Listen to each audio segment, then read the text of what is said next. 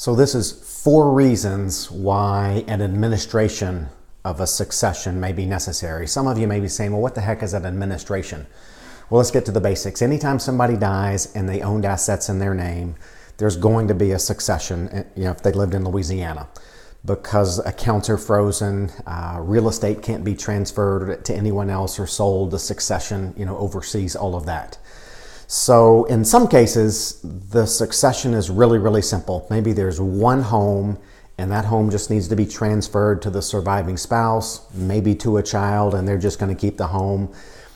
There isn't going to be what's called an administration of the succession. There's still going to be a succession, but this step of getting someone appointed or confirmed to handle stuff while the succession takes place isn't necessary. But there's no scientific data here, but in about maybe half of the successions, there is what's called an administration, which means either the executor that was named in the will gets confirmed by a judge, or an administrator, if there was no will, gets appointed by a judge. So similar roles: executor if there was a will, administrator if there wasn't. So these are the 4 reasons why that step of having an administration, getting an executor confirmed, administrator appointed, are going to be necessary. The first reason is accounts are frozen and access to funds are needed.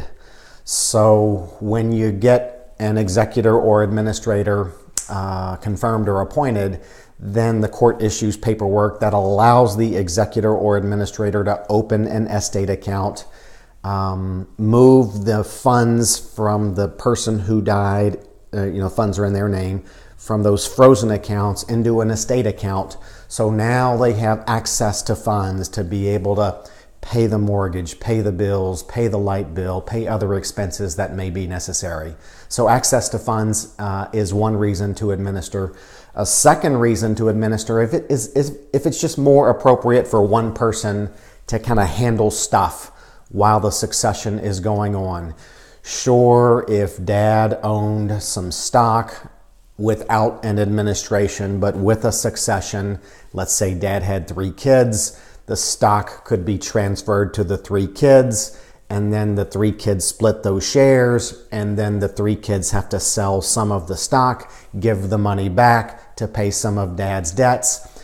Perhaps it's easier for one person to be either confirmed as the executor or appointed as the administrator, and then that one person maybe can sell some of dad's stock, pay all the expenses, keep things going, and then disperse the rest of it to the others, so that the others don't have to be involved in those day-to-day management of succession assets. So that's a second reason. The third reason is if funds are payable to the estate. Sometimes somebody dies, they're entitled to a tax refund, sometimes thousands of dollars from the IRS, from the state. Sometimes they're entitled to a refund from the nursing home, the assisted living facility, also maybe thousands of dollars. So when a check is payable to an estate, well, you can't deposit that check anywhere. The bank won't let you deposit it into the account of the person who died. The bank's not going to let you deposit that into any of the heirs' accounts. So you need an estate account to deposit the check that's payable to the estate. So, and the only way to create an estate account is to get an executor confirmed or an administrator appointed, and they open an estate account. Hence, then funds payable to the estate can be deposited into the estate account. And then the fourth reason why an administration of a succession may be necessary is if succession assets need to be sold.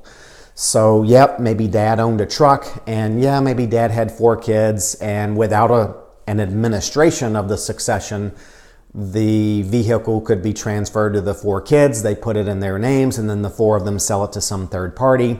Well, oftentimes it's easier if a vehicle needs to be sold, a piece of property, a home, investments, LLC interests, if those need to be sold. It's often easier for the one executor or administrator to sell and transact those things on behalf of the estate, collect the funds from the sale in the estate account, and then simply disperse the estate proceeds, again with following the succession rules and the proper court procedure, to the heirs, so all of those succession participants don't have to be involved in every transaction of the estate.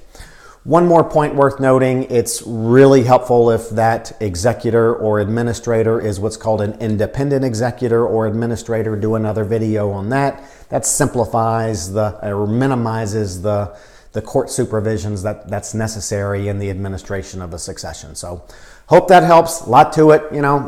Make sure you get the good advice on the front end. Have a great day.